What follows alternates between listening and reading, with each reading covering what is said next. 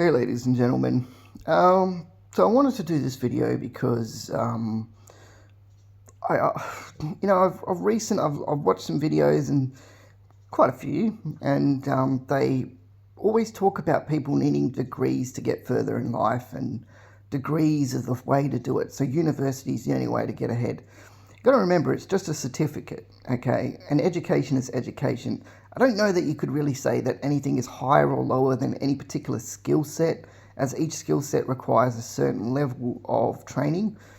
So when it really comes down to it, it's just length of training and what you get out of it.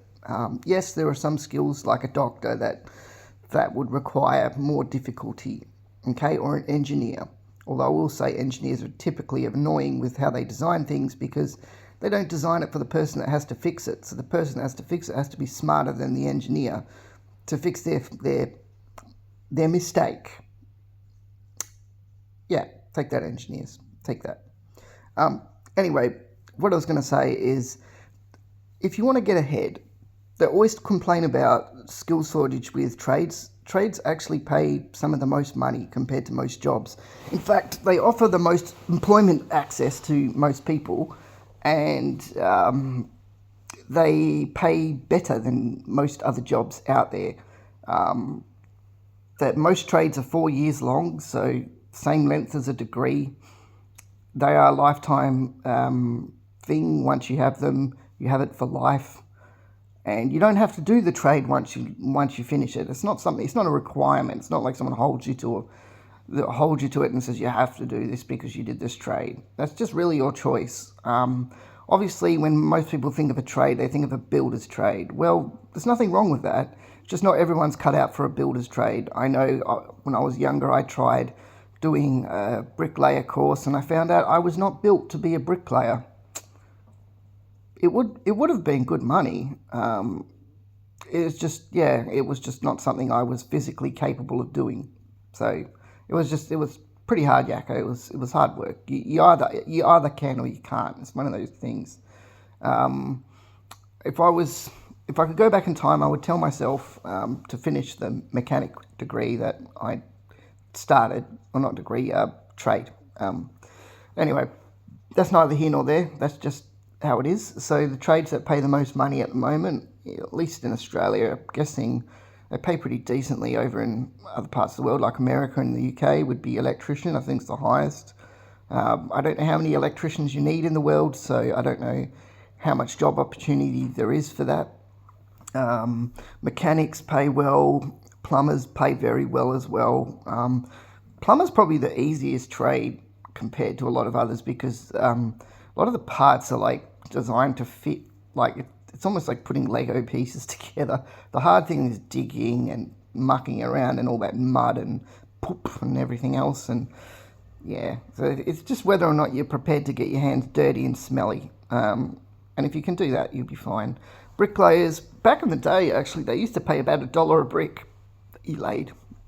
That was one reason why I was looking at it, because, yeah, you got to remember, like, if a house is 10,000 bricks, you know, that's $10,000 for the bricklayer, their wages. It's probably more than that now. It's probably like $1.50 per brick or something. I don't know. They get paid good money. Like I said, you're either built for it or you're not. There are other trades, but look, you got to remember, each requires a skill set. You know, you can't just walk into it, do it for a year and be like, oh, I can do this. No, you can't. It takes 4 years to be able to do it properly and be good at it. It's just, I think a lot of people don't want to get into the trades because a lot of people are soft these days, and basically, or maybe people are changing, I don't know. But yeah, a lot of people are soft, in my opinion, and the idea of doing hard work scares them.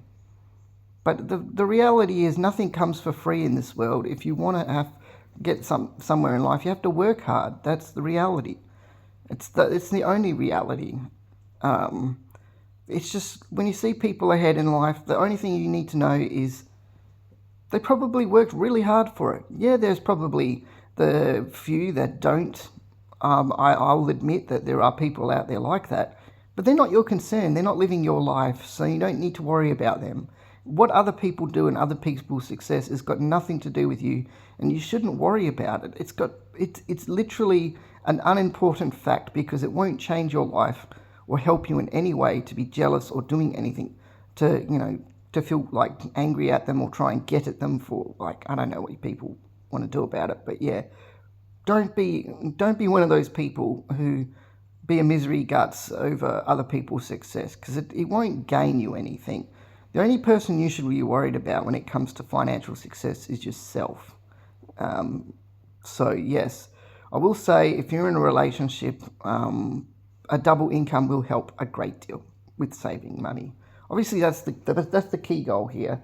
You want to live a life that you want. You want to, let's call a spade a spade. Look, a lot of people, when they talk about having lots of money, what they're really saying is, I want to live an easy life and not have to worry about money. But that is not the world we live in. So everyone is struggling.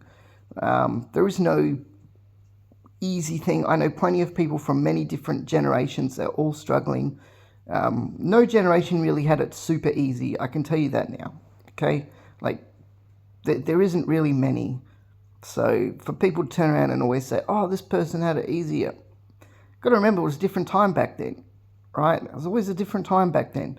We don't compare ourselves to people in the medieval ages, do we? Or the 1800s. No, we don't. And why is that? Because it was a different time. Like, the rapid change of this earth not the earth, the rapid change in civilization from the technology age has really set, basically, it's like every 10 years, it's almost like a different generation, a different set of rules, a different set of this, a different set of that. And that is, look, we as humans need to adapt and change. And we're not keeping up with technology. That's the reality. The reality is we're all struggling to keep up. And it's because things keep changing too fast. The world needs to, well, at least technology needs to slow down a little bit, because we're struggling to make the most of it and keep up. I mean, I'm going to give you an example real quick.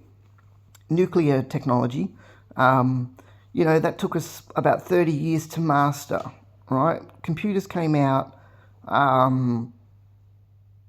and they basically, it's like, it started as like 10 years, and then a new type of computer was out that was going to replace everything. It was like the phones, Now it's like every 1 year, or actually it's probably not like that, but it's like, it changes far too quickly.